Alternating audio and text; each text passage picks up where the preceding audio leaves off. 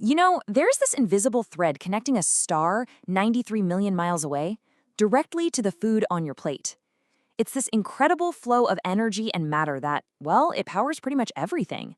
So today, we're going to trace that thread and, in the process, uncover some of the most fundamental rules of life itself. So, let me just ask you this. Imagine you're picked for a mission. You have to live inside a completely sealed glass dome for 2 whole years. Everything you need to survive, and I mean everything, your food, your water, the very air you breathe, has to be produced right there with you. So could you do it? And this isn't just some sci-fi fantasy. It's a real challenge scientists have actually faced. What you'd be trying to manage in there is basically a miniature, closed ecosystem. It's just a little community where all the living things, the plants, any animals, they all have to interact perfectly with the non-living stuff, like the sunlight, the water, and the air, just to stay alive. If you get that balanced even a little bit wrong, the whole system just collapses. To survive in there, you have to know the rules of the game, the fundamental rules that govern any ecosystem, whether it's a giant rainforest or a tiny dome. And the very first rule? You gotta know where your power comes from. For pretty much all life on Earth, it all starts right here. The sun is the ultimate power station. Its energy just floods our planet, providing the starting fuel for the entire web of life. This is the first, and the most important non-living piece of your survival kit. So how does all that raw energy from the sun get turned into something useful?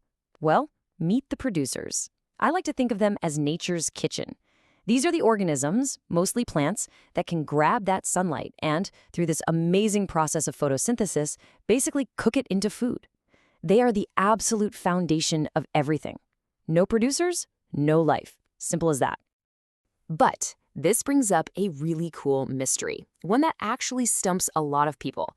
Think about it. You plant a tiny little seed, and it can grow into a massive tree weighing thousands of pounds. Where does all that stuff, all that mass actually come from? Now, most people would say, well, it comes from the soil, right? But that's not the whole story, not even close. So here's the wild part. The vast majority of that tree's weight, its actual physical substance, it doesn't come from the soil. It comes from the air. You heard me right.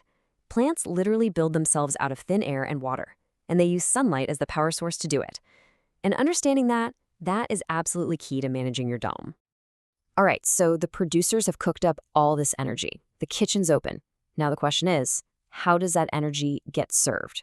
Well, that's where the food chain comes in, and this is where the whole system really comes to life.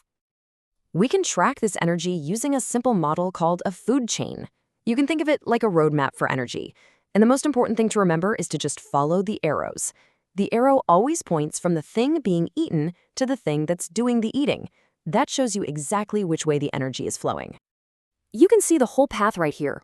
The energy that the fig tree captured from the sun gets transferred to the sloth when it snacks on the fruit. Okay, now the sloth has the energy. Then, that same energy moves right up the chain when a jaguar preys on the sloth. It's just a direct, one-way handoff of fuel. So any organism that can't make its own food is what we call a consumer. You've got your primary consumers. Those are the herbivores, like our sloth, that just munch on plants. Then you have secondary consumers. These are the carnivores, like the jaguar, that eat the herbivores. And you can even have tertiary consumers that eat the other carnivores. But hold on, what about everything that dies without being eaten? I mean, the jaguar gets old, leaves fall from the trees. Where does all that stuff go? If nothing took care of it, our dome, and honestly the entire planet, would just be buried in waste. This is where the cleanup crew comes in, the decomposers. Organisms like bacteria, fungi, and worms are the great recyclers of every single ecosystem. They break down all the dead organic material, everything from fallen leaves to that old jaguar, and they return the nutrients to the soil for the producers to use all over again. And that right there, that brings us to the biggest secret for surviving in your dome. You have to understand that energy and matter behave in 2 completely different ways. One is like a one-way ticket, and the other is a round trip. Just look at this. On the left, you've got energy. It's a one-way street. Energy comes in from an external source, the sun. It flows through the system, and eventually it's used up and lost as heat. But on the right, you've got matter. The physical stuff, the atoms and molecules, is already inside the system. It just gets passed around in a continuous loop, from producer to consumer to decomposer and right back to the start. Nothing is ever wasted. So here's the bottom line. In a sealed dome, you can't get rid of waste. You have to recycle it. And this quote says it all. Those decomposers, like worms, they're non-negotiable. They are the engine that keeps all that matter cycling, turning waste back into resources. Without them, your plants would run out of nutrients, and your whole world would just stop. Now think about it. Relying on just one simple food chain, like our figs to sloth to jaguar example, that's pretty risky. It's like a house of cards. What happens if the fig trees get a disease? The whole system collapses. A much more stable, resilient model is a food web, where lots of different food chains overlap. If one food source disappears, the consumers have other options. It turns out stability comes from complexity. And this all comes right back to our mission in the dome. Your survival depends entirely on balance. If you have too many consumers, and that includes you, and not enough producers, you'll start using up oxygen and producing carbon dioxide way faster than the plants can convert it back. The very air you're breathing becomes toxic. You have to get the numbers just right. Okay, so we've learned the rules for a dome here on Earth. But what's really amazing is that these same principles, they apply everywhere, even on another planet.